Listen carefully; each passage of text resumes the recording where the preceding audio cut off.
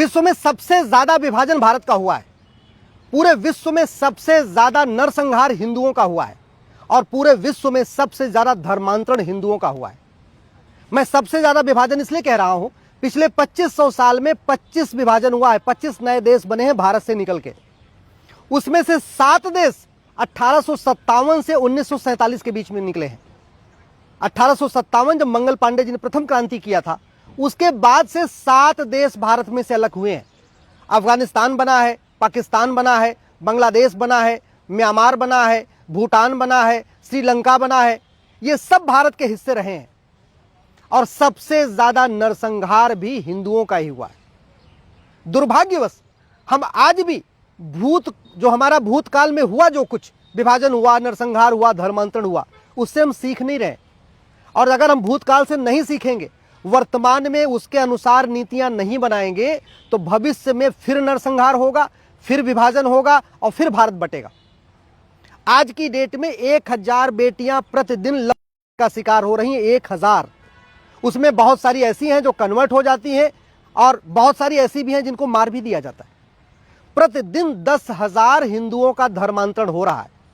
पूरब से पश्चिम, उत्तर से दक्षिण मिला लीजिए। साम दाम दंड भेद द्वारा, झूठ बोल के, धोखा दे के, स्कूल में एडमिशन का लालच दे के, हॉस्पिटल में इलाज कराने का लालच दे के, चमत्कार दिखा के प्रतिदिन 10,000 हिंदुओं का धर्मांतरण हो रहा है।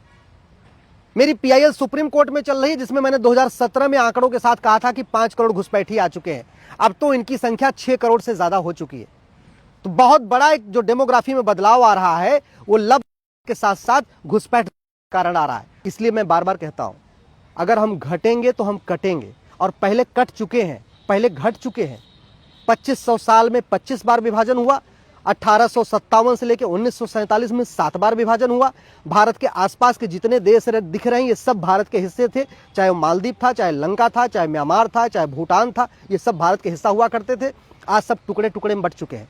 पाकिस्तान भी भारत का हिस्सा था, टुकड़ा हो गया। बांग्लादेश भी भारत का हिस्सा था, टुकड़ा हो गया। और अब भारत के अंदर भी कई राज्यों में अलग राज्य, अलग देश बनाने की मांग शुरू हो चुकी है। तो कायदे से संसद पे चर्चा होनी चाहिए। डेमोग्राफी में बदलाव के ऊपर चर्चा होनी चाहिए। कठोर कानून का खौफ पैदा करना चाहिए। आखिर भारत में दंगा होता है, दुबई में नहीं होता। दुबई में क्यों नहीं होता? क्योंकि वहां भगवान राम का मंदिर भले नहीं है, लेकिन वहां राम नीति लागू है, भय बिन होए न प्रीत। दुबई में दंगा इसलिए नहीं होता, वहां भगवान कृष्ण का मंदिर भले नहीं है, लेकिन कृष्ण नीति वहां लागू है, सठे साठ्यम समाचरित। और हमारे देश में अलगाववादियों के मानवाधिकार की चिंता है, नक्सलियों के मानवाधिकार की चिंता है, की मानवाधिकार की चिंता है, अलगाववादियों के मानवाधिकार की चिंता है, मिशनरियों के मानवाधिकार की चिंता है, ड्रग स्मगलर के मानवाधिकार, सबके मानवाधिकार की चिंता है, लेकिन भारत के भविष्य की चिंता नहीं है।